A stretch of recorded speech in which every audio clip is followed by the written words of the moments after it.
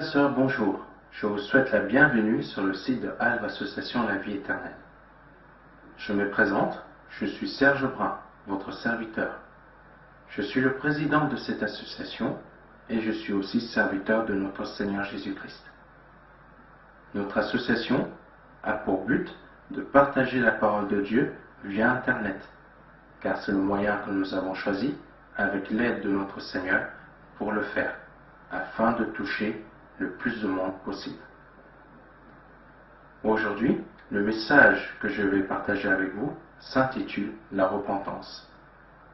Mais avant d'approfondir ce message, je vous informe que ce message concerne une partie des croyants et non tous les croyants qui forment le corps de Christ. Prenez avec moi l'épître de Paul aux Corinthiens. 1 Corinthiens chapitre 5 versets 1 à 5.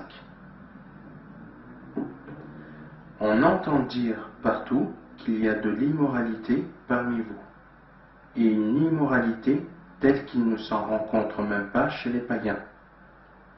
L'un de vous vit avec la deuxième femme de son père, et vous vous en vantez encore. Vous devriez au contraire en être vivement affligés, et faire en sorte que l'auteur d'un tel acte soit exclu du milieu de vous.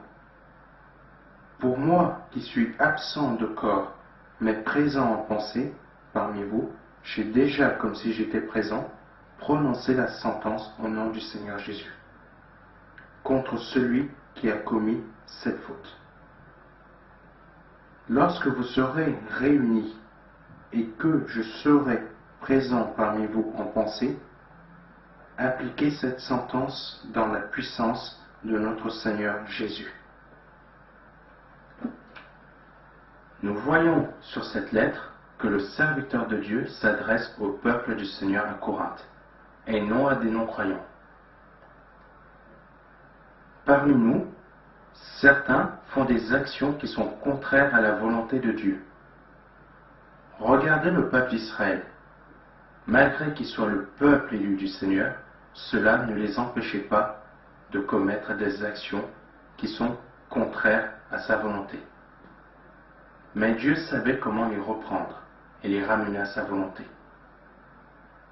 Aujourd'hui, mon frère, ma sœur, n'attends pas que le Seigneur te corrige, mais change tes actions et agis selon sa volonté. Ne t'enferme pas dans des décisions humaines et sans voix, mais accepte de revenir à ton premier amour, car tu ne sais pas ce qui peut arriver demain. Le Seigneur nous aime d'un grand amour.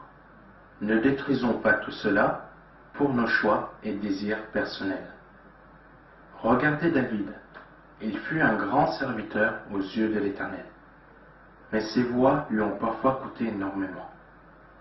Prenez avec moi 2 Samuel, chapitre 11, versets 1 à 4. Au printemps suivant, à l'époque où les rois ont coutume de partir en guerre, David envoya Joab et ses officiers en campagne, à la tête de toute l'armée d'Israël. Ils ravagèrent le pays des Ammonites et mirent le siège devant Rabba, leur capitale. David était resté à Jérusalem. Or, vers le soir, après avoir fait la sieste, David se leva et alla se promener sur le toit, en terrasse de son palais. De là, il aperçut une femme qui se baignait. Cette femme était très belle. David fit demander qui elle était, et on lui dit, c'est Bathsheba, la fille d'Éliab, l'épouse d'Uri le Hittite.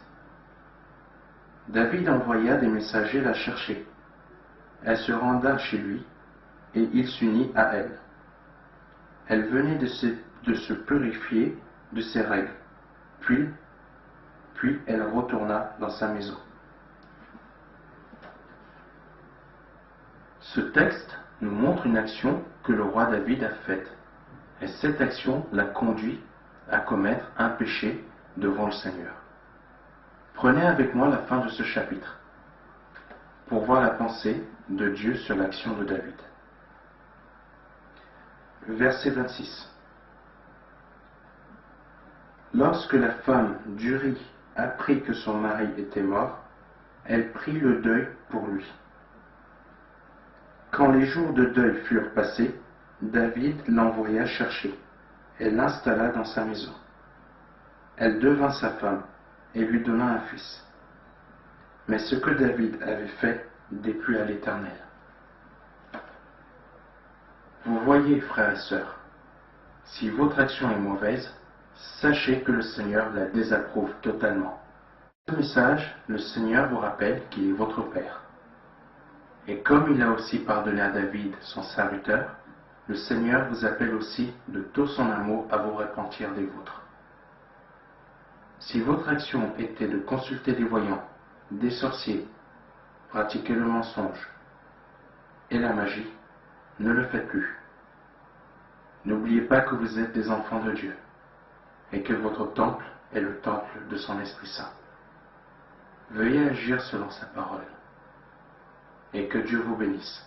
Je vous remercie d'avoir suivi ce message.